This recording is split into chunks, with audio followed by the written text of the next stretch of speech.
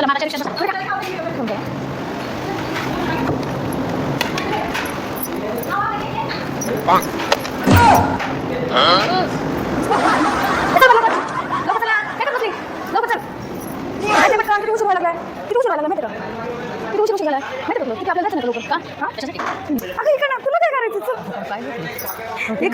काय घेतलं आवाज दिला तू म्हणा काय काहीच नाही.